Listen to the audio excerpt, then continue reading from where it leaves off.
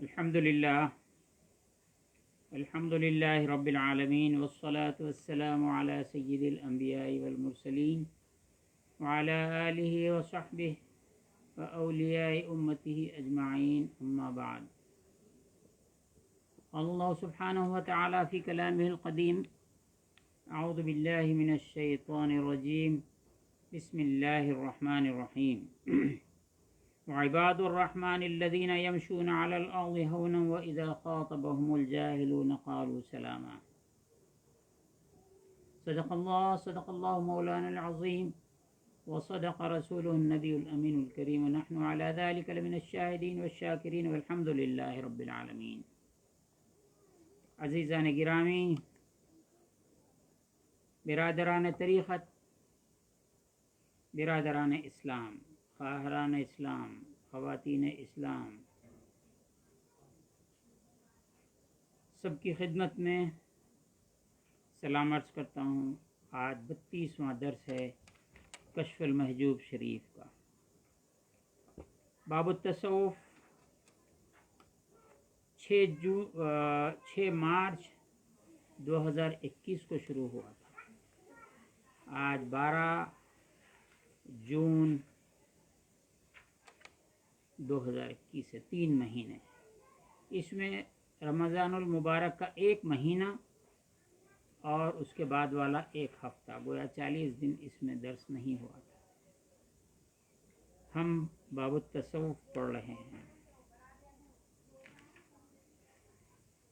اس آیت سے متعلق ایک نقطہ میں عرض کر کے درس آگے بڑھاتا ہوں. اس سے پہلے ایک آیت میں نے آپ کے سامنے پڑھی اور بار بار اس کو دہرایا. وَنَهَى النَّفْسَ عَنِ الْهَوَى فَإِنَّ الْجَنَّةَ هِيَ الْمَأْوَى. جو ہوائے نفسانی سے بچا اس کا ٹھکانہ جنت ہے.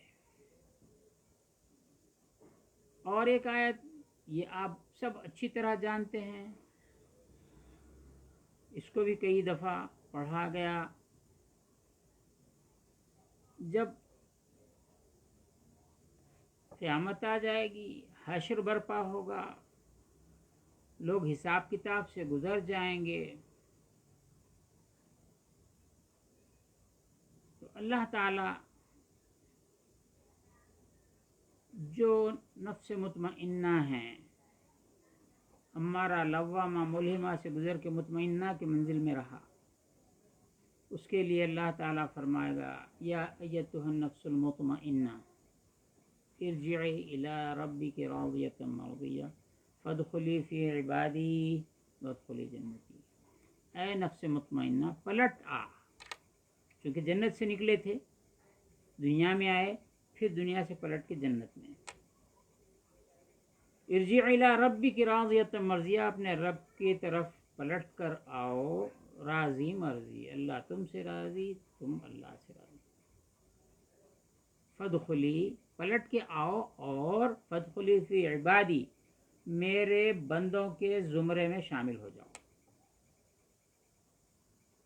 اس وقت تک یہ کائنات جتنی کچھ ہے، حضرت آدم سے روز قیامت تک جتنے لوگ ہوں گے صاحب ایمان، ان میں سے جن کو جنت میں آنے کا مجدہ سنایا جائے گا، فرمایا جائے کہ تم پہلے میرے بندوں کے زمرے میں شامل ہو جاؤ. اب یہ غور کیجئے کہ بندوں کے زمرے میں کئی انبیاء کرام کے نام آئے ہیں.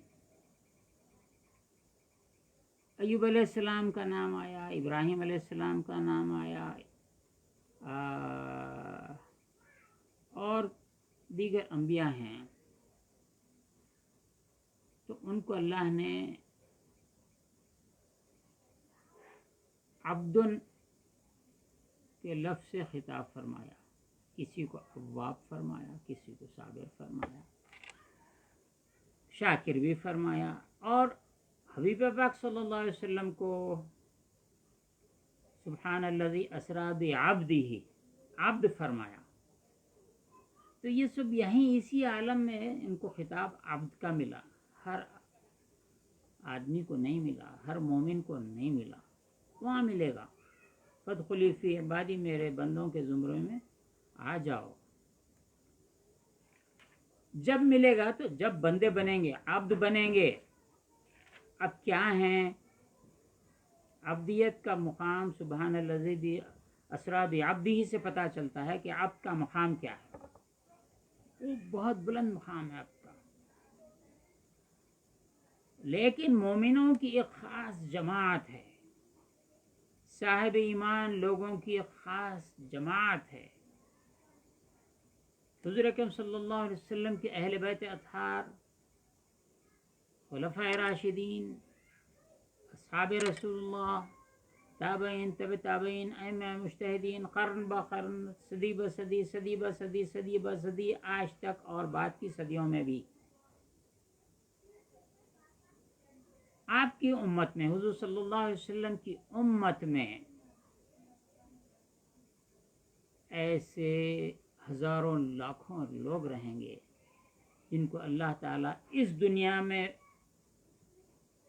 اپنے بندے کہہ رہا ہے۔ عبد کا لفظ ان کے لیے، وعباد الرحمن، رحمان کے بندے۔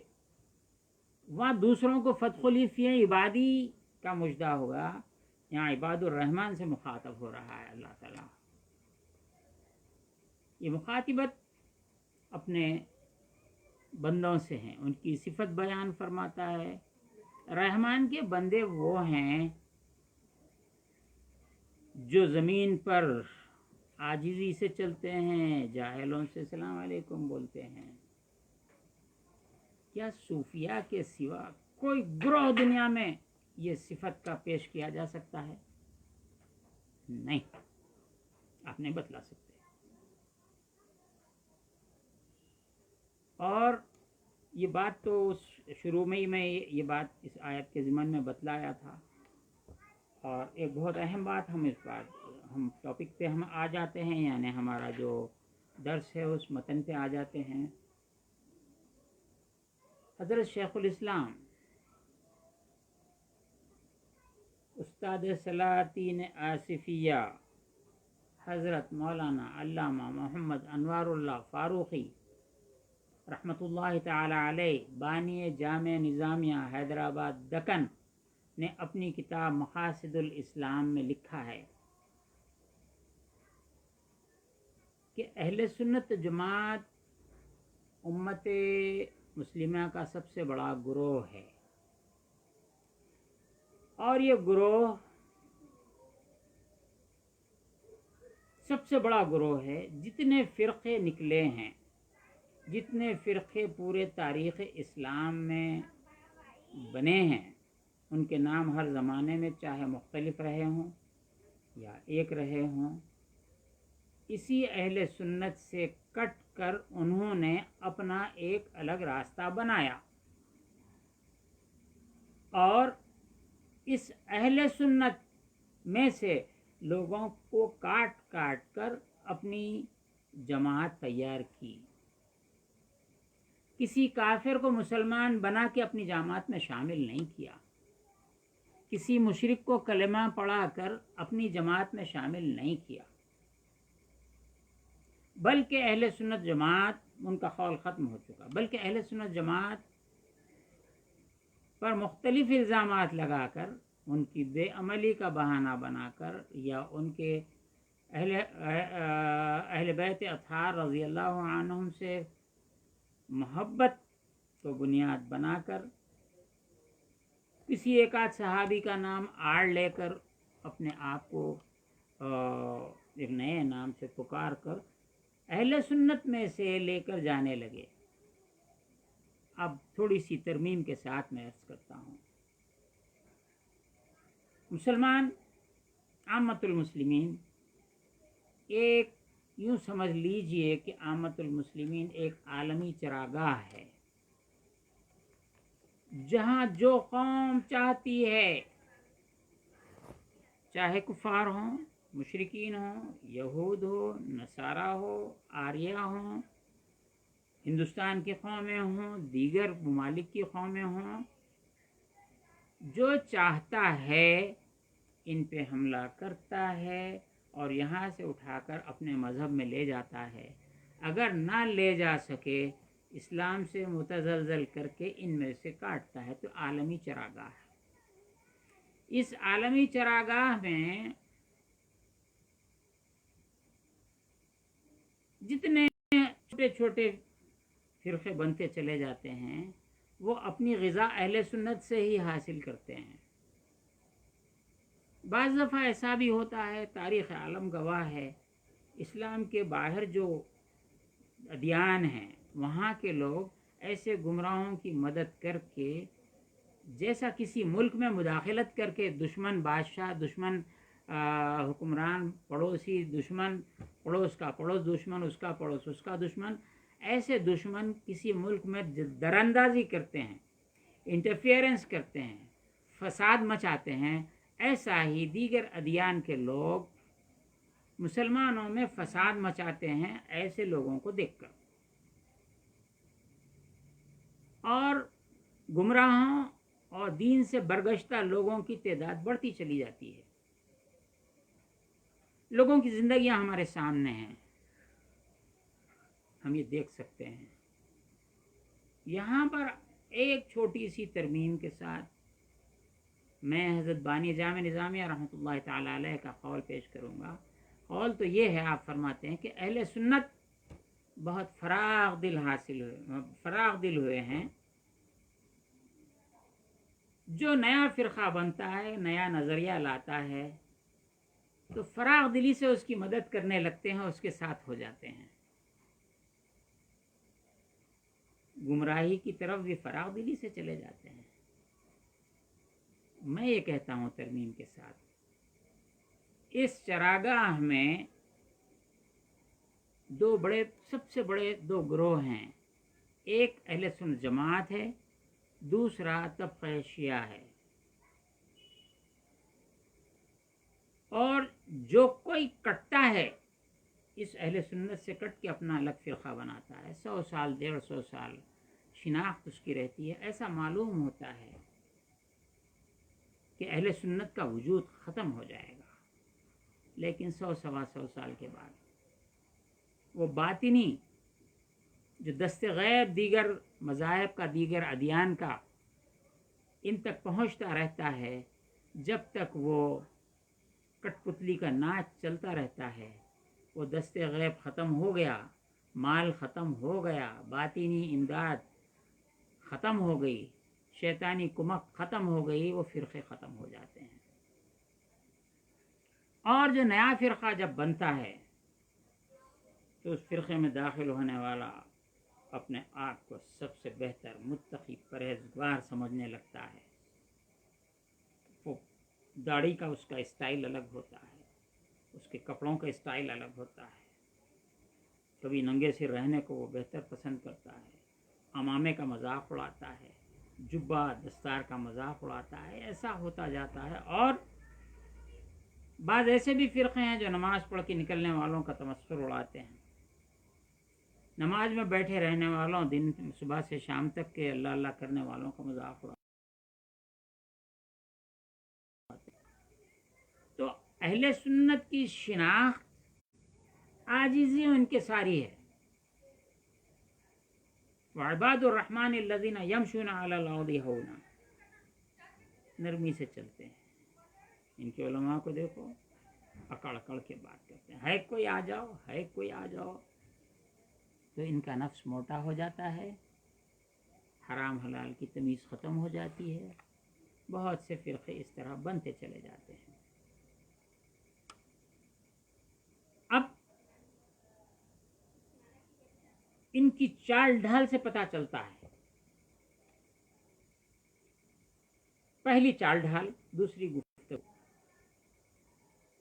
اللہ تعالیٰ نے قرآن مجید میں ارشاد فرمایا، اے حبیب آپ ان کو لحن قول سے، بات کے انداز سے پہچان لو گے. حضور پہچانیں گے. اللہ نے حضور کو یہ علم عطا فرمایا کہ وہ بات کے لب و لہجے کے ذریعے سے مومن منافق سب کو پہچان لیتے ہیں. ایک تو ان کی چال ڈھال سے پہچانتے ہیں، دوسرا قول سے پہچانتے ہیں. چال ڈھال پہ فوری حکم نہیں لگایا جا سکتا ہے. جیسے کہ کوئی شخص سامنے سے آ رہا ہے، آپ جان گئے کہ یہ میرا قاتل ہے، جیسا کہ عمر فاروق رضی اللہ عنہ نے پہچان لیا تھا. فرمایا کہ یہ جو جا رہا ہے میرا قاتل ہے. لوگوں نے عرض کیا یا امیر المومنین، ہم اس کو پکڑیں، اس کو قتل کر دیں؟ تو فرمایا کہ ابھی اس کے جرم کا صدور نہیں ہوا ہے. تو اس طرح پہچان لیتے ہیں، چال سے پہچانتے ہیں. لیکن قول سے جب وہ زبان چلا دیتا ہے یا ہتھیار چلا دیتا ہے، زبان خود بھی ایک ہتھیار ہے، تو جب اس پہ حکم نافذ ہوتا ہے. چنانچہ آپ اہل سنت کے علماء کی بات نہیں کرتا، اہل سنت کے صلحاء کی مثال نہیں دیتا، اولیاء اللہ کی مثال نہیں دیتا، دانش مندوں کی مثال نہیں دیتا، عامت المسلمین کی مثال نہیں دیتا، بلکہ عامت المسلمین جو اہل سنت ہیں ان میں چھوٹے بچے، 5 سال کے بچے، 8 سال کے بچے جو راستوں پہ کھیل لیتے ہیں، ریتی سے کھیلتے ہیں، مٹی سے کھیلتے ہیں، لکڑی لے کے گھوڑا بنا کے کھیلتے ہیں، چھینم چھانی بولتے ہیں ہمارے پاس دکن میں، ویسا کھیل کھیلتے ہیں. ایسے چھوٹے بچے ہمارے، دوسروں کے نہیں، ہمارے بچے جب ان گمراہوں کو دیکھتے ہیں آتا ہوا، ارے انہیں پکوڑا دکھ رہا رے، ان بچوں کو کچھ نہیں معلوم رہتا. اللہ اپنے فضل سے اپنے نبی پر جو کرم فرمایا، وہ کرم نوازی ہمارے بچوں پہ بھی ہوتی ہے. بچے پہچان جا رہے، پکوڑا دکھ رہا رے، نکو ہٹو رے، ہٹو یہاں سے، ہٹو رے ہٹو. کیا پکوڑا گالی نہیں ہے؟ وہ جو تلا جاتا ہے وہ پکوڑا ہوتا ہے. اہل سنت نام بھی اگر رکھے تو ذلت کا نام نہیں رکھتے، مگر وہ ان کو ذلت معلوم ہوتی. اللہ اس سے پہچنواتا ہے. اب ہم آتے ہیں اس مطلب پر، اور جتنے جب ایک جماعت سے کٹا تو جماعت کا مخالف ہو گیا. بالکل اسی طرح اللہ محفوظ رکھے، کسی گھر سے کوئی، کسی گھر کا کوئی فرد، کسی خاندان کا کوئی فرد اپنے خاندان سے کٹ کے ایک الگ گھر بنا کے، ایک الگ اپنا دیوان بنا کر، الگ اپنا ایوان بنا کر بیٹھ جاتا ہے، تو اس خاندان کے ہر فرد کی یا اس خاندان کی مخالفت کرتا ہے. اگر اس خاندان سے 4 6 8 نکل جائیں تو اس خاندان کو پریشان کرتا ہے. ایسا ہی اہل سنت سے کٹنے والے کٹ کٹ کر اہل سنت کو پریشان کرتے ہیں. کہیں مساجد پہ قبضے کرتے ہیں، کہیں پر مالی نقصان پہنچاتے ہیں، ذہنی نقصان پہنچاتے ہیں. تو کیا چیز آ جاتی ہے ان کے دل میں؟ جو چیز آتی ہے اس کا نام ہے قدورت. قدورت عربی لفظ ہے قدر، فارسی لفظ ہے گندگی، یا اس کو نجاست کہیے. تو اس کے دل میں، دماغ میں قدورت آ جاتی ہے، باپ کی مخالفت شروع کر دیتا، ماں کی مخالفت شروع کر دیتا، عام مسلمانوں کی شکایت کرنے لگتا. اس کے بعد اولیاء کی طرف چلا جاتا، اولیاء سے بڑھ کر صحابہ کی طرف چلا جاتا، اہل بیت اطہار کی طرف چلا جاتا. اس کے بعد رسول پاک صلی اللہ علیہ وسلم کے معاذ اللہ خلاف بولنے لگتا. تو اس کی بے دینی کے درجے بڑھتے چلے جاتے ہیں. تو قدورت ہے وہ. صالحین کی قدورت، صالحین سے قدورت انبیاء تک لے جاتی ہے، انبیاء کی قدورت میں تبدیل ہو جاتی ہے. تو یہاں پر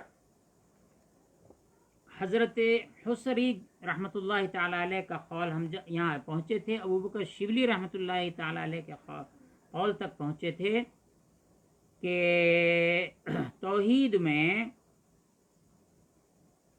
غیر کا وجود نہیں ہے، اس کی رؤیت نہیں ہے، غیر نظر نہیں آتا ہے۔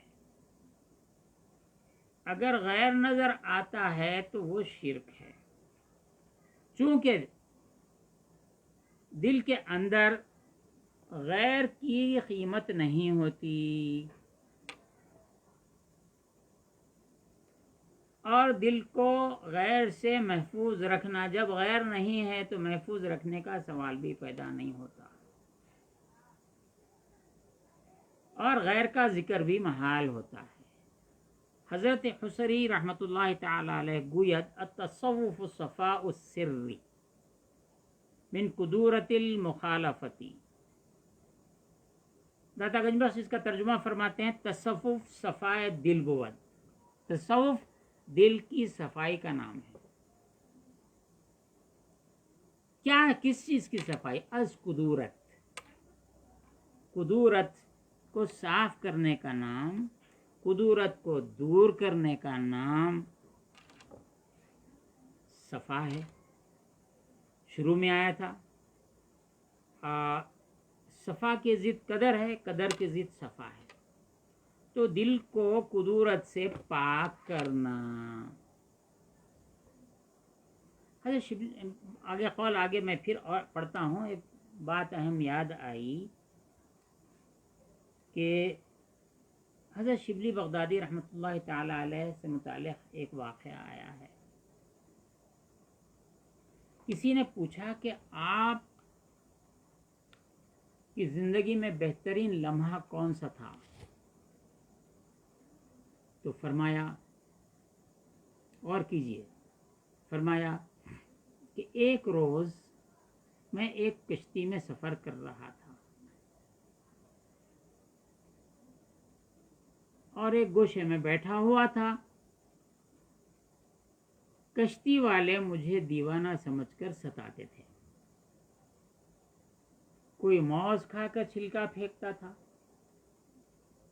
کوئی گوشت کھا کر ہڈیاں پھینکے مارتا تھا، سب لوگ حضرت شبلی بغدادی کو ستاتے تھے۔ ستاتے ستاتے جب تھک گئے، ایک شخص اٹھا، معاذ اللہ معاذ اللہ، رونگٹے کھڑے ہو جاتے ہیں یہ بات کہتے ہوئے، ایک شخص اٹھا اور مجھے پاگل سمجھ کر میرے سر پہ پیشاب کرنے لگا۔ میں اس وقت بہت خوش ہوا، اے نفس تو اس سے بھی زیادہ ذلیل ہے جو لوگ مجھے ذلیل کر رہے ہیں۔ یہ کیفیت صوفیہ کی ہے، یا تو بس ایسی داڑھی، سوپ کے جیسی داڑھی اور نماز پڑھے تو یوں، کیا ہے یہ؟ جنگ کر رہی ہیں اللہ کے سامنے، کیا کر رہی ہیں؟ ایکسرسائز کر رہی ہیں۔ بہرحال تو ان کے دل خراب ہو جاتے ہیں۔ صفا قدورت کی ضد ہے۔ تصوف صفائے دل بود از قدورت، مخالفت، قدورت کی مخالفت کرنا، قدورت کو صاف کرنا صفائے دل ہے۔ ومانی ان آن بود، اس کے معنی یہ ہوتے ہیں کہ سر از مخالفت حق نگاہ دارت۔ سر کے معنی ہیں ایک ظاہر ہوتا ہے، ایک باطن ہوتا ہے۔ باطن کے بھی 70 بطون ہوتے ہیں، جیسا کہ قرآن مجید میں کے بارے میں ہیں۔ قرآن مجید کا ایک ظاہر ہے، ایک باطن ہے، اور باطن کے 70 باطن ہیں، باطن در باطن، باطن در باطن۔ العبارات والاشارات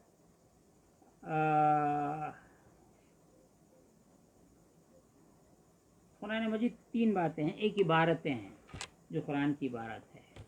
العبارات للعوام کہا جاتا ہے، عبارتیں عوام کے لیے ہے۔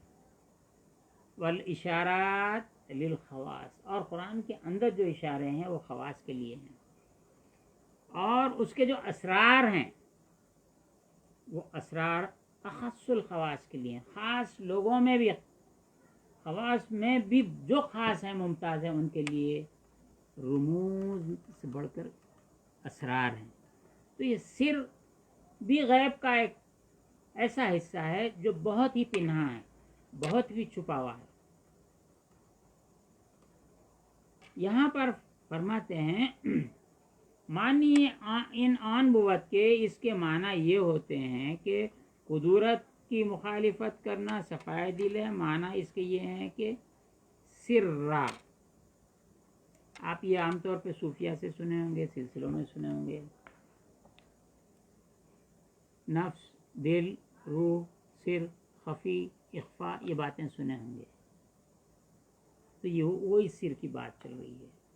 سر از مخالفت حق نگاہ دار، سر کو، اس راز کو، وہ باطن کے اندر باطن، باطن کے اندر باطن، باطن کے اندر باطن جو ہے، اس کو حق کی مخالفت سے محفوظ رکھے۔ کہیں اللہ نے جو ارشاد فرمایا، رسول اللہ نے جو ارشاد فرمایا، اور آپ کے نائبین جو ارشاد فرمایا اور فرمائیں گے، وہ اس کی مخالفت اندر آنے نہیں دینا، گھسنے ہی نہیں اندر۔ اس کے معنی یہ ہیں۔ دوسرے ازانچہ دوستی موافقت بوت، حق کی دوستی، حق کی موافقت کا نام بھی صفا ہے۔ قدرت کا صاف کرنا صفا ہے، مخالفت حق سے سر کو، اپنے نفس، دل، روح، سر، یہ سب محفوظ رہنا، اس کا نام صفا ہے۔ اور اللہ کے حکم اور اس کے اشارات، اس کی مرضی کی موافقت کرنا، یہ صفا ہے۔ اور موافقت کس کو کہتے ہیں؟ موافقت ضد مخالفت بوت، موافقت مخالفت کی ضد ہوتی ہے۔ یہ بات آسانی سے سمجھانے کی کوشش کروں گا۔ دنیا میں تو پولیٹکس آج بہت عام ہو گئی ہے۔ اگر کوئی سیاسی پارٹی والا کسی کی موافقت کرتے بولتے انہیں اس کا مخالف ہے، اگر کوئی کسی کی مخالفت کرا، ارے انہیں اس کی مخالفت کرا، اس کا موافق ہے۔ تو یہ موافقت مخالفت، تو حق کی محافظت کرنا، حفاظت کرنا، اس کی موافقت کرنا صفا ہے۔ جب صفائی حاصل ہو جاتی ہے، وہاں غیر کا دخل نہیں ہوتا۔ آگے فرماتے ہیں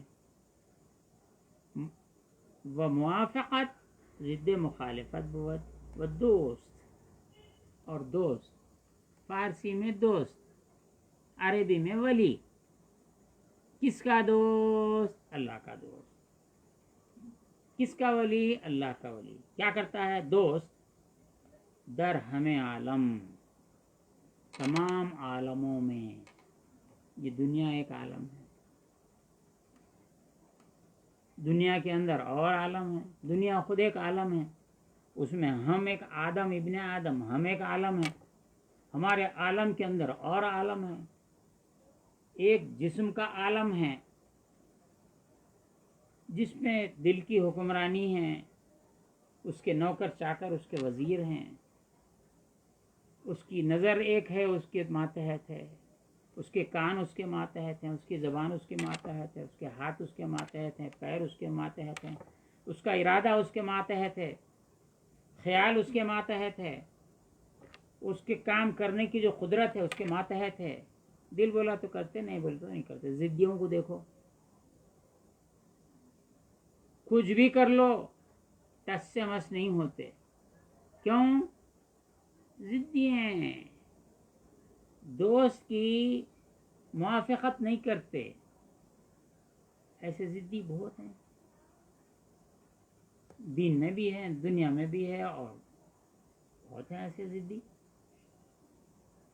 تو حق دوست در ہمیں عالم، تو یہ ایک عالم ہے، اس کے اندر ایک عالم ہے جس کا نام نفس ہے، جس کا نام دل ہے، جس کا نام روح ہے، جس کا نام سر ہے، جس کا نام خفی ہے، جس کا نام اخفا ہے۔ اس عالم کے اندر بھی 7 آسمان ہیں اور 7 زمین ہیں، اس میں بھی جن ہیں، شیطان ہیں، ملکوت ہیں، فرشتے ہیں، نوکر ہیں، چاکر ہیں، جانور ہیں، کتے ہیں، بلی ہیں، سانپ ہیں، بچھو ہیں، ڈنک مارنے والے ہیں، رینگنے والے ہیں، چیر پھاڑ کرنے والے ہیں، چرکے کھانے والے ہیں، تمام جنگل آباد ہیں اس کے اندر، سمندر آباد ہیں اس کے اندر، پہاڑ ہیں اس کے اندر۔ یہ جب موقع آئے گا سمجھائیں گے۔ در ہمیں عالم کا لفظ کہہ رہے ہیں، ایک عالم ہے، یہ عالم دنیا ہے۔ آسمان اٹھاؤ، اوپر کا آسمان نظر آتا ہے، آنکھ اٹھاؤ تو آسمان نظر آتا ہے، ستارے دکھتے ہیں جس کی گنتی نہیں کر سکتے ہیں۔ ان کا ایک سردار ہے، سورج ہے، سفر کرتا رہتا ہے، دن کو روشن کرتا ہے، دوسری طرف جاتا ادھر روشن کرتا ہے، ادھر رات ہو گئی مخلوق پریشان ہو گئی، چاند نکل جاتا ہے۔ تو یہ چاند ایک عالم ہے، اس کا ایک عالم ہے، سورج کا ایک عالم ہے، ستاروں کا ایک عالم ہے، ستاروں سے آگے جہاں اور بھی ہیں، تو اور بھی جہان ہے، کتنے عوالم ہیں اللہ بہتر جانتا ہے۔ جنوں کا عالم ہے، انسانوں کا عالم ہے، فرشتوں کا عالم ہے، فرشتوں میں مقربین ہیں، حاملین عرش ہیں، کیا کیا ہیں۔ تو فرماتے ہیں وہ جنت کا عالم ہے، دوزخ کا عالم ہے۔ تو یہاں پر فرماتے ہیں کہ دوست، فرینڈ، عربی میں ولی، اس کا دوست اللہ کا دوست، چونکہ دوستی ایک دائمی دوستی کی بات آ رہی ہے اس لیے کہہ رہا ہوں، ورنہ عام دوست کا ذکر یہاں نہیں ہے۔ دوست فارسی میں دوست، در ہم عالم، تمام عالم میں۔ اب یہ عوالم کو بھی لے لیجیے آپ، بجز سوائے حفظ فرمان دوست نباید، دوست کو چاہیے کہ اپنے دوست کے فرمان کی حفاظت کے سوا کچھ نہیں کرنا چاہیے۔ اس کا جو فرمان ہے وہ اس پہ حفاظت کرنا، اس پہ عمل کرنا، اس کے خلاف ہونے نہیں دینا، پورا امپلیمنٹیشن اس کا ہونا، امپلیمنٹیشن ان ٹوٹو، ذری بھی لغزش نہیں آنا، وہ دوست ہے۔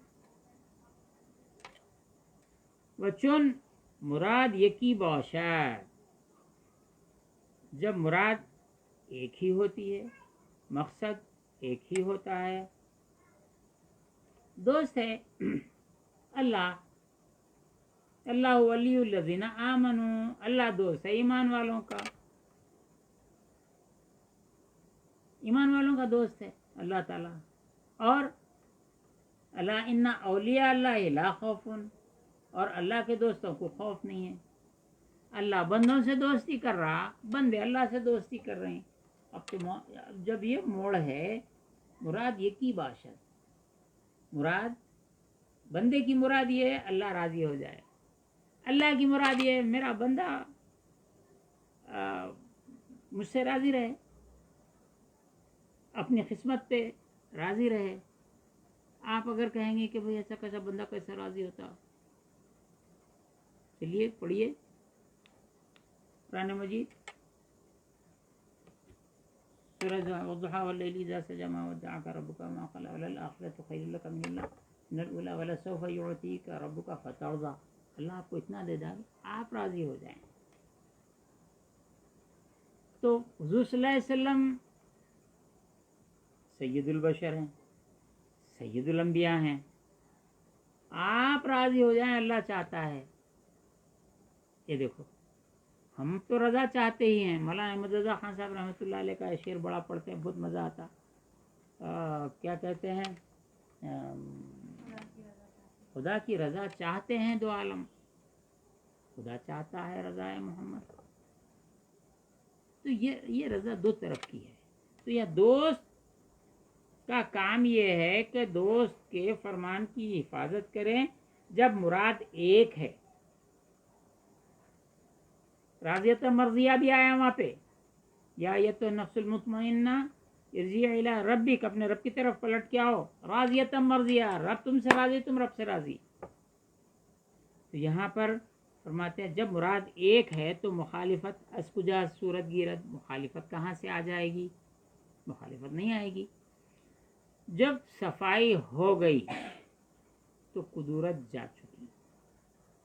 ایک لباس ہے، سفید کرتا ہے، میلا ہو گیا کسی وجہ سے، کسی کی خواہش نہیں ہوتی کہ اپنے جسم کا لباس میلا ہو جائے، لیکن راستہ چلتے چلتے سڑک کی غبار سے، راستے کی آلائشوں سے، آج کل ہم اس کو پولیوشن کہہ رہے ہیں، اس پولیوشن سے آپ کی سانس بھی متاثر ہو جاتی ہے، آپ بیمار بھی ہوتے ہیں۔ ایسا ہی جو گرد و غبار ہوا میں ہے اس سے آپ کا لباس میلا ہو جاتا ہے۔ آپ 2-3 دن اگر احتیاط سے پہنیں تو تیسرے دن باہر کی آلائش، اندر سے پسینہ، کپڑا خراب ہو جاتا ہے۔ تو اس میں آ گئی آلائش، کپڑے میں آلائش آ گئی، سمجھ لو اس کو ہم میل ہم کہہ لیں۔ جب اس کو دھو دیا جاتا ہے، اس کی صفائی ہو گئی تو میل کہاں رہا، یہ تو صفا ہو گیا۔ جب قدورت جا چکی تو صفا ہو گیا۔ بہرحال مراد ایک ہو تو مخالفت کہاں سے آئے گی؟ جب صفائی آ چکی تو فادخلی فی عبادی کا مجدہ آ گیا، وادخلی جنتی، چونکہ وہاں سے نکلے تھے پلٹ کے آ جاؤ۔ ومحمد بن علی بن الحسین بن علی بن ابی طالب رضی اللہ تعالی عنہم، ومحمد بن علی بن الحسین بن علی بن ابی طالب گوید رضی اللہ تعالی عنہم التصوف خلق فمن زاد علیک فی الخلق زاد علیک فی التصوف۔ تصوف نیک خوئی باشد، تصوف اچھے اخلاق کا نام ہے۔ ہر کے نیک خو تر، جو کوئی اچھے بہترین، یہ تر کیا ہے بھئی؟ تر از کمپیریٹیو، جیسے بد معنی برا، بدتر اس سے برا، بدترین سب سے برا، یہ کمپیریٹیو سپرلیٹیو ڈگریز ہیں فارسی میں۔ بہتر، بہ معنی اچھا، بہتر اس سے اچھا، بہترین سب سے اچھا۔ تو یہاں پر فرماتے ہیں ہر کے نیک خو تر، جو کوئی بہتر اچھے اخلاق والا ہو جائے۔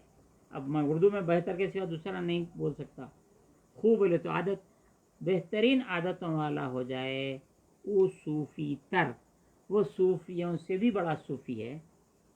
وہ نیک و خوئے نیک اور اچھی عادتیں بر دو گونے باشد، دو طرح پر ہوتی ہیں۔ یکی با حق، نیکی اور اخلاق دو طرح پر ہوتے ہیں۔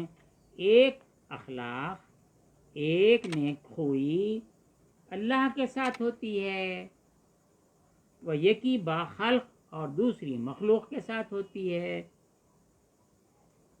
نیک خوئی با حق رضا بود بقضائے او، اللہ کے ساتھ نیک خصلت رکھنا، اچھی عادت رکھنا، اچھے اخلاق اللہ سے رکھنا، وہ یہ ہے کہ اللہ رب العزت کی جو قضا ہے، جو اس کی تقدیر ہے، اس نے جو ہم کو اپنی زندگی میں تقسیم کیا ہے، ہم کو عطا کیا ہے، جو کچھ عطا کیا ہے، دولت عطا کیا ہے، تنگدستی عطا کیا ہے،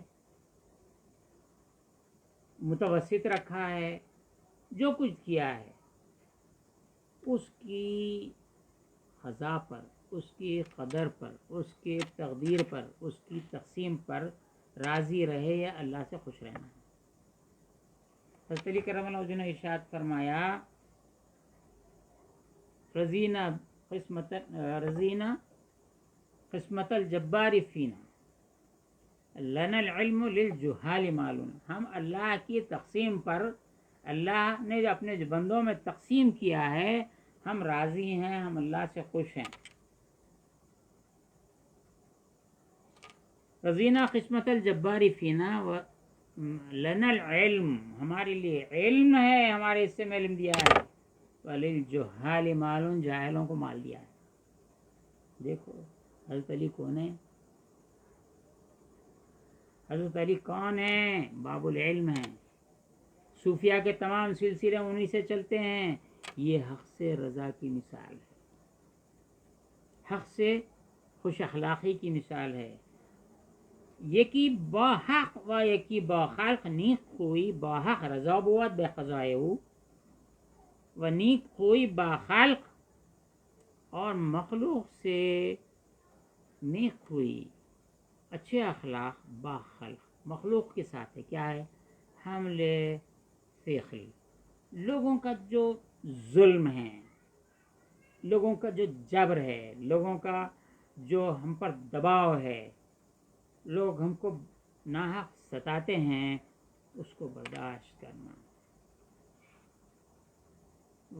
حمل ثقل صحبت ایشان، لوگوں کے درمیان جب رہتے ہیں تو ان کی جو تکالیف ہیں اس کو برداشت کرنا، از برائے حق، اللہ کے واسطے۔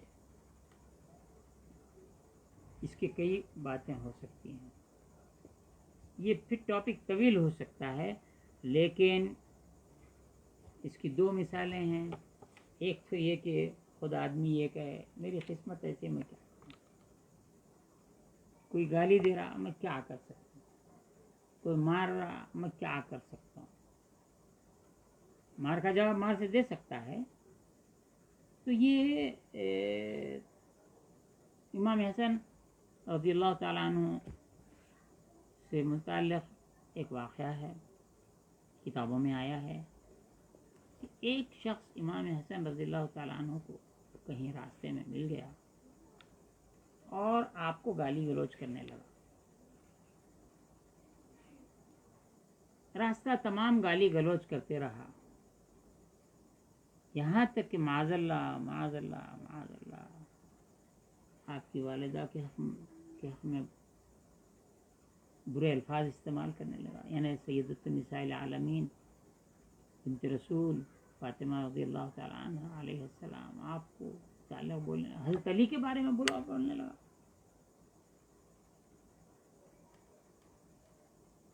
آپ گھر چلنے تک سب کو برا بولتے گیا، اس کا برا بولنا رکا نہیں۔ جب گھر پہ پہنچ گئے حضرت امام حسن نے فرمایا میرا گھر آ گیا ہے، میں یہاں تھوڑی دیر ٹھہر جاتا ہوں، اور کچھ بولنا ہے تو بولو، اس کے بعد میں گھر میں جاتا ہوں۔ تو اس نے کہا کہ آپ اہل بیت ہیں، آپ حضور کا نام لے کے کہا کہ ان کی نواسے ہیں، ان کی اولاد ہیں، ان کے بارے میں یہ سنا تھا کہ تحمل کرتے ہیں، میں آزما رہا تھا، میں توبہ کرتا ہوں۔ تو شخص ایمان لایا، توبہ کیا، تو آزمائش کر کے دیکھے، یہ مخلوق کے ساتھ ہے۔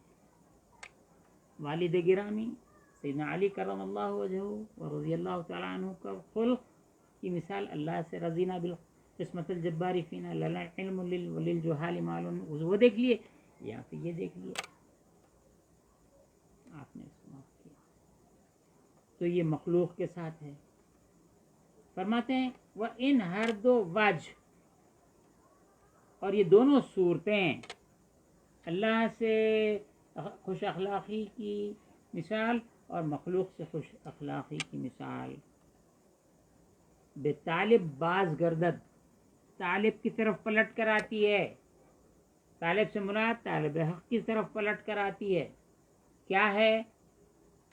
اسی کو حق کی محبت کا اظہار کرنا ہے، اسی کو مخلوق سے معاف کیجیے بولنے میں لفظ محبت آ گیا، اسی کو خوش خلقی اللہ کی طرف کا اظہار کرنا ہے، اور اسی کو خوش خلقی مخلوق کی طرف کرنا ہے۔ تو طالب ہم ہیں، طالب حق ہم ہیں، تو ادھر حق کی رضا اور ان کے ظلم پر خضا پر برداشت کرنا، یہ دو چیزیں ہوئی۔ اب ایک چیز ہم یہاں پہ لا رہے ہیں وہ بیان کرتے ہیں. وہ حق تعالیٰ را صفت استغناء، اور اللہ تعالیٰ کی ایک صفت استغنا ہے، غنی ہے، پرواہ نہیں ہے اس کو. سارا عالم مسلمان ہو جائے پرواہ نہیں، اس کی خدائی میں کوئی فرق پڑنے والا نہیں. سارا عالم کافر ہو جائے، مشرک ہو جائے، وہابی ہو جائے، اس کو پرواہ نہیں ہے، اس کی خدائی میں فرق پڑنے والا نہیں ہے. استغنا، بے پرواہ، غنی از ہر دو عالم، ہر شے سے، عالم کے عالم کو اس کے پیدا کرے ہوئے. کیا حیثیت ہے؟ حق تعالی را صفت استغناست، مستغنی از رضا و سخط طالب، راضی ہونے سے، بندوں کے ناراض ہونے سے، قسمت پہ خوش ہونے سے، قسمت پہ ناخوش ہونے سے، ان کے اچھے اخلاق سے، ان کے برے اخلاق سے. اللہ مستغنی ہے، ان کو چاہیے ہی نہیں اللہ کو. اس کو کہ لفظ پہ ایک بات یاد آئی. آج کل بڑا فیشن چلا ہے، بڑے بڑے علماء انٹرنیشنل لیول کے علماء اللہ تعالیٰ فرماتے ہیں، اللہ تعالیٰ اس سے خوش ہوتے ہیں. ارے دیوانے، اللہ تعالیٰ کی صفت فرد ہے، فردانیت، وحدانیت. اللہ کو تو بولنا اس کی شان ہے. آپ بولنا، جیسا کہ آپ بہت گورے ہیں، آپ بہت اچھے دکھ رہے ہیں، ارے حوالہ ہے رے، آپ بولتے تو بولنا. حضور کے پاس آئیں گے تو نہیں بول سکتے، آپ بولنا یا رسول اللہ آپ کریم ہیں، یا رسول اللہ آپ رؤوف الرحیم ہیں. اللہ نے آپ کو رؤوف الرحیم، اللہ بھی رؤوف الرحیم، رسول اللہ بھی رؤوف الرحیم. اے اللہ تو دیکھ میرا کیا حال ہو گیا، اللہ آپ دیکھیے میرا کیا حال ہو گیا. ارے حوالہ ہے رے، کس کی شان میں بول رہا؟ تو بول. اس کی فردانیت ہے، اس کی وحدانیت ہے تو بولنے میں. ہمارے بڑے بڑے علماء عربی ڈپارٹمنٹ کے صدر کہتے ہیں، قال رسول اللہ صلی اللہ علیہ وسلم، رسول اللہ صلی اللہ علیہ وسلم فرماتے ہیں. ارے خالہ کے فرماتے کہاں سے لایا رے؟ ایسے حوالے بہت پیدا ہوئے، ڈگریاں لیے، نوکریاں کرے، چلے گئے دنیا سے. تو یہاں پر اللہ تعالیٰ کی صفت استغنا ہے، غنی ہے، بندہ راضی رہے ناراض ہے اس کو پرواہ نہیں. اب اگلا جملہ، وہ ان ہر دو صفات، اور یہ دو صفتیں اندر نظر وحدانیت وہی بس کے اس کی وحدانیت سے جڑے ہوئے ہیں، توحید سے جڑے ہوئے ہیں. اللہ کو بولنا، اللہ تو دیکھ انہیں ستارا، اللہ تو دیکھ انہیں ایسا کر رہا، اللہ تو دیکھ یہ حاکم ظالم ہو گیا، اللہ تو دیکھ انہیں مخلوق کو ستارا، مسلمانوں کو ستایا ساری دنیا کو ستارا، سب کو مار ڈال رہا، مار کے پیسے وصول کر رہا. اللہ تو یہ ڈاکٹروں کو دیکھ لے، یہ کیسا کر رہے ہیں. مریض کو دواخانے میں شریک کرے تو 1000 ٹیسٹاں کرا کے پورا مال کھا کے اس کا مردہ جو ہے ڈیڈ باڈی پیسے دیے تک نہیں لے جانے دے رہے. اللہ تو دیکھ یہ طبیبوں کا کیا حال ہو گیا، اللہ تو دیکھ یہ طبیباں ڈرا ڈرا کے پیسے کھا جا رہے ہیں.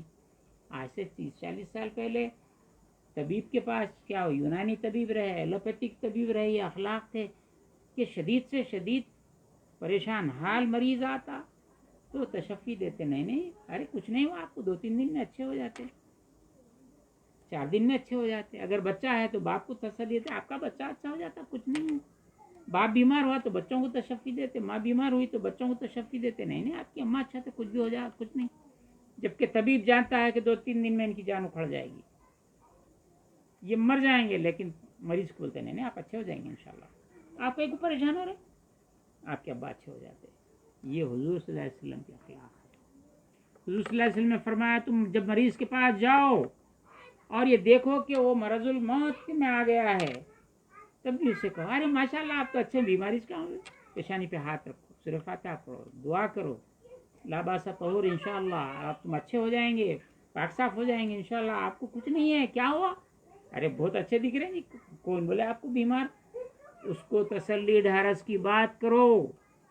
لیکن آج جو ڈاکٹروں کے اخلاق ہیں، چیلنج تمام ہندوستان ورلڈ کے پورے ڈاکٹر ایلوپیتھک کے خصوصاً فرش پیشنٹ لے آتے، دیکھو 36 گھنٹے کا ٹائم ہے، ہمارے کو نہیں معلوم. ये एडमिट करो, ये जो ये पैकेज है इतने लाख रुपए होते, अरे कोरोना हो गया 20 लाख रुपए होते। देखो भाई 24 घंटे का टाइम है, बल्कि इनको तो जो है वेंटिलेटर देना पड़ता है, 16 घंटे का टाइम है। तो मरीज को डरा के पैसा वसूल कर रहे हैं। पहले मरीज को मुतमईन करते थे, मरने वाले को इत्मीनान के साथ मरने देते थे, आज लूट रहे हैं, खसोड़ रहे हैं। मौलाना रूम रहमतुल्लाह ताला अलैह ने इरशाद फरमाया कि अगर हाकिम जो एक हाकिम आला होता है, बादशाह होता है, वजीर होता है, हुक्मरान होता है, सदर होता है, जो होता है, लेकिन जो तमाम नीचे सारे मुल्क में जो मातहत होते हैं, अगर वो जालिम हो जाएं, वो लुटेरे हो जाएं, जैसा कि आज तबीब लूट रहे हैं, इससे बड़ा जुल्म क्या हो सकता है। हमारे पास तो ऑर्डर निकल गया था कोरोना में कि यूनानी मेडिसिन प्रैक्टिस नहीं करना, वो एलोपैथिक यूनानी नहीं करना, आयुर्वेदिक नहीं करना, इंडियन मेडिसिन नहीं करना, और फलां होम्योपैथी नहीं करना। अगर करेंगे तो हम डिग्री छीन लेंगे, दवाखाना बंद कर देंगे, सिर्फ एलोपैथिक होना, चूँकि लूटने की ट्रेनिंग इनको दी गई। आदमी को डराओ पैसा वसूल करो, आदमी को डराओ पैसा वसूल करो। तो ऐसा जब हुक्काम करने लगे और रियाया के ख़ास लोग इस तरह करने लगे, तो मौलाना ने फरमाया कि जितने हुक्मरान के मातहत रहने वाले हैं, जितने ओहदेदार हैं, अगर वो जुल्म कर रहे हैं तो ये समझो जितने हुक्मरान जितने हैं, यानी हुक्मरान से मुराद मेन नहीं, वजीर आजम या सदर नहीं, नीचे के पूरे, ये सब एक हौज की टूटियां हैं।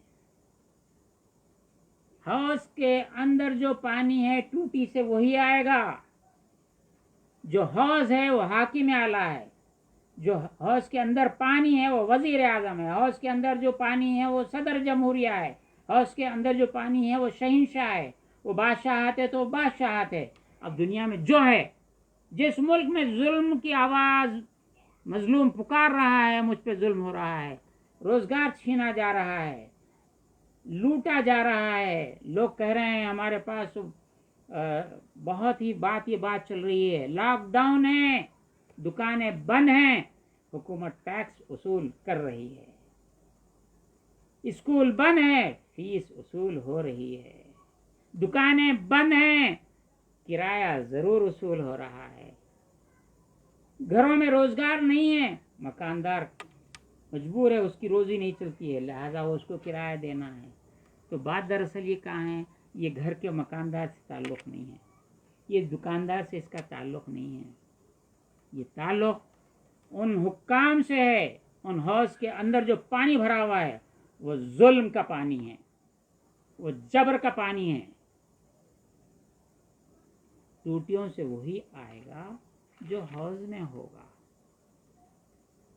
लोग ये भी कहते हैं प्याले में जो है वही बाहर आएगा, ये भी कहते हैं जो बातिन में है वही ज़बान से ज़ाहिर होगा। तो यहाँ पर जो कहा जा रहा है कि ये जो अल्लाह की जो सिफत है इस्तिग़ना, वो बंदा राज़ी रहा तो भी उसको परवाह नहीं है, बंदा नाराज़ रहा तो भी परवाह नहीं। पैदा कर दिया, अता कर दिया, जिसको सबको रोज़ी देता है, ईमान लाने वाले को भी रोज़ी देता, ईमान नहीं लाने वाले को भी रोज़ी देता, अल्लाह की मुखालिफत करने वाले को भी तो रोज़ी देता, अल्लाह का को नहीं मानने वाले को भी रोज़ी देता, शिर्क करने वाले को भी रोज़ी देता, कुफ्र करने वाले को भी रोज़ी देता, परवाह नहीं हो उसको। अगर वो इस जानिब आ जाए, कुरान मजीद में फरमाता है जो समंदर जो मीठा पानी है उसको अगर खारा कर दिया जाए, कौन रोकने वाला है। जो दिन है उसको रात कर दी जाए, कौन रोकने वाला है, अल्लाह बेनियाज़। तो यहाँ पर लोगों के जुल्म को बर्दाश्त करना, तहम्मुल करना, ये है सिफत, ये है खुश अखलाक़ी। तो हम बात यहाँ पर रोकते हैं। आगे हज़रत मुर्तइश रहमतुल्लाह ताला अलैह का कौल आता है, अगले इसमें पढ़ेंगे। आज इस ایسی روش میری کیوں رہی، میرے کو ابھی سوچ رہا ہوں ایسا کیوں ہو گیا، پتہ نہیں۔ اللہ تعالیٰ جو ہے یہ جو ہمارے ساتھ ہو رہا ہے، جو ہمارے ساتھ تقسیم ہے، ہم راضی ہیں۔ ایک بات بہت ہمیشہ کھلکتی ہے اور میں بولتا ہوں، آپ ہندوستان، پاکستان اور دنیا کے ملکوں میں چلے جاؤ، آج کے واعظین اس 60-70 سال کے اندر زیادہ ہے۔ بھائی ہر برائی ہمارے میں آ گئی، بھائی ایسا ہو گیا، بھائی ویسا ہو گیا، ہاں بھائی ہم دین سے پھر گئے، معاذ اللہ، ہم معاذ اللہ بول رہا ہوں، ہم وہ ہو گئے، ہم یہ ہو گئے۔ یہ جھوٹے ہیں، کذاب ہیں، یہ واعظین کذاب، ان کی جماعت کذاب۔ ہمارے پاس آج سے 70 سال پہلے جب یہ دکن کا علاقہ یہ ڈاؤن فال ہوا، سلطنت آصفیہ، عثمان علی خان آخری بادشاہ تھے، یہ ریاست انڈین گورنمنٹ میں مل گئی، تو یہاں پر یہ بیدر یہاں سے 250 کلومیٹر پہ یا 250 کلومیٹر پہ ہے۔ یہ کرناٹکا کا ادھر کا علاقہ، وہاں کی بولیاں سارے ہندوستان میں مشہور ہیں۔ کنویں، آپ اگر کنویں میں جھانکیں تو آسمان میں جس طرح تارا چمکتا ہوا نظر آتا ہے، پانی تہ میں تارے کی طرح چمکتا ہے دوپہر کے دن، اتنے گہری بولیاں۔ لاکھوں مسلمانوں کا قتل ہوا، کوئی دین اسلام سے نہیں پھرا۔ اے مسلمانوں کے غداروں سنو، کوئی مسلمان شہید ہو گئے، عورتیں ان کنووں میں کود کود کے اپنی جان دے دیں عزت کی حفاظت کی خاطر، لیکن دین سے نہیں پھرے۔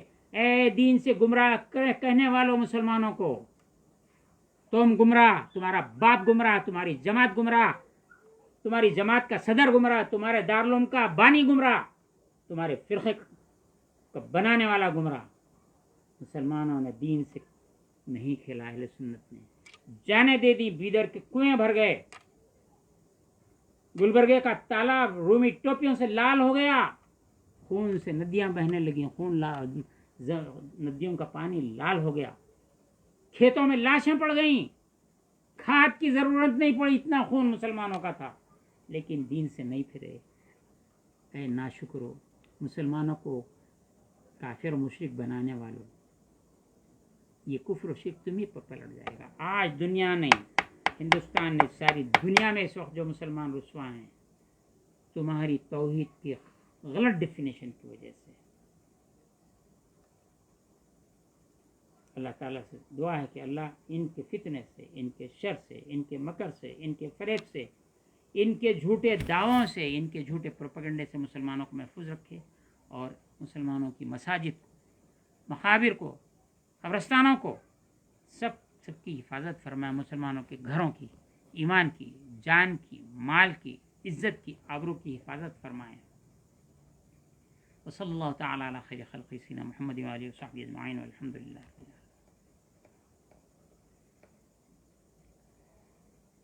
اللہم صلی